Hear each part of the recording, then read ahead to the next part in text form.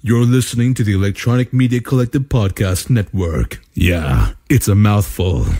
For more great shows like the one you're about to enjoy, visit electronicmediacollective.com.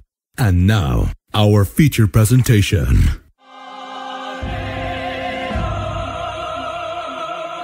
Hi, this is Del Morgado. Hi, this is Tim Rose, who played Admiral Akbar in Return of the Jedi. This is Kim Possible. Mandy Cowell here. Hey everyone, it's Tammy Stronach from The Neverending Story. This is Jeremy Taggart from the Taggart and Torrance podcast. Hey, this is Loki Corn Cosplay. Hey, I'm DJ Jenny Rock from Neil and Johnny Drink in the Park. And I'm Neil Young from Neil and Johnny Drink in the Park, Johnny's best friend. You're not my best friend. You're my best friend. No. Hello, this is Dr. Steve-O. Hello, this is Andrew Chalmers, the writer and doctor in Doctor Who Dark Journey. Hey, what's cracking, y'all? It's your boy J-Rock. You know, I'm Sierra Era Igra. You're listening to Droids Canada podcast. Enjoy your chimichanga. Warning.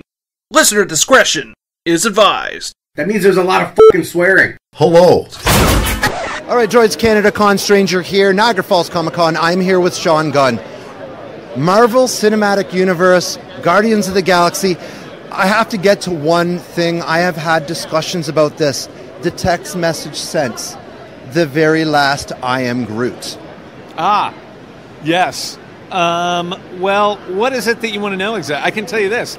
For the final I am Groot, we did shoot a version where they cut back to Rocket and Rocket actually says he called me Dad, revealing that last line, which my brothers verified that's what the intention was behind that line. Mm-hmm.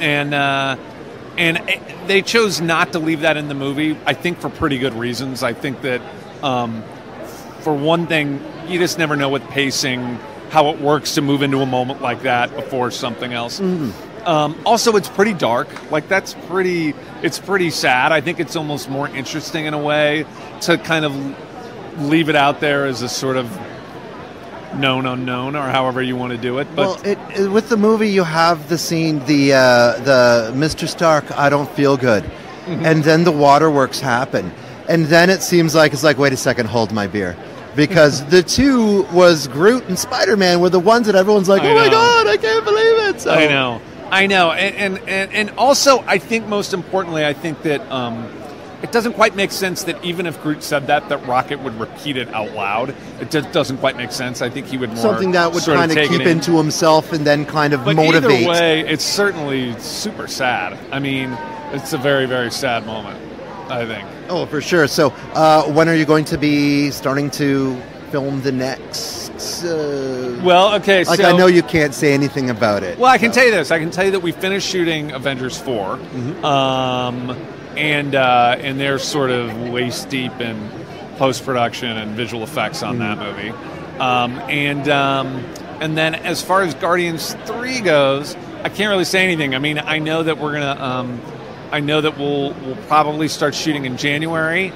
If I'm involved, I hope that I am. I have a good feeling I will be, but I can't really say for sure whether or not. You never know.